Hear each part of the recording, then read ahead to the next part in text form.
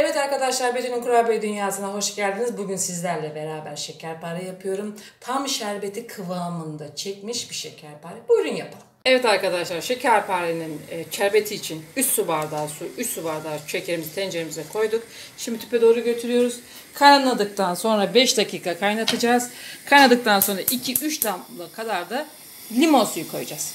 Evet arkadaşlar, 125 gram oda sıcaklığındaki margarinimizin üzerine yarım su bardağından birazcık daha fazla pudra şekerimizi ekliyoruz.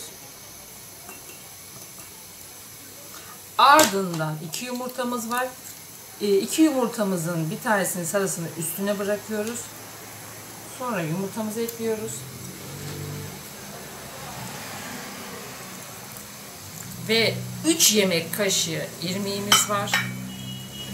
Bu arada vanilyamızı ekliyoruz. Arkadaşlar, bu yapacağımız şekerparenin ölçülerini eğer birebir bir şekilde uygularsanız tam şerbetini çeken bir şekerpare oluyor. Yaklaşık olarak 2,5 su bardağı un. Veyahut da eğer ki ununuzun kalitesine bağlı 2,5 veyahut da 3 yemek kaşığı. Şöyle bu kavanoz içindeki unun tam 2,5 su bardağı. Unumuzun üzerine biraz da kabartma tozumuz var. Onu da döküyorum şöyle. Yoğurduktan sonra görüşürüz. Evet, şekerparenin hamuru biraz böyle cıvık olacak. Dediğim gibi tam ölçüyü ya 2,5 su bardağı un veya da 2,5 su bardağı artı 2 kaşık. Evet, biz bu şekilde yapacağız. İsteyen olursa eğer yuvarlak ortasına bir tane fındık koyabilir arkadaşlar. Şöyle yapayım. Bütün tepsiyi yapayım. Ondan sonra görüşürüz. Evet arkadaşlar, bu ölçüyle 19 tane şekerparemiz çıkıyor. Mesela bunun iki katını korsanız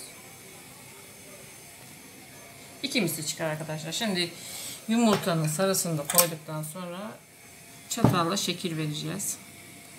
Çatalladıktan sonra 180 derecede yaklaşık olarak 14 veya 15 dakika kadar pişireceğiz arkadaşlar. Görüşürüz.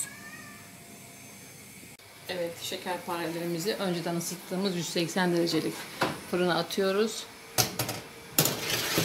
Piştikten sonra görüşürüz. Evet, 180 derecede 23 dakika kadar pişirdik. Şekerparelerimizi şimdi fırından alıyorum. Şöyle. Arkadaşlar, ilk sıcaklığı bir geçsin. Evet arkadaşlar, şekerparelerimizi fırından çıkarttık. Şekerparelerimiz sıcak, şerbetimiz soğuk olacak. Bunun hepsini koyuyorum.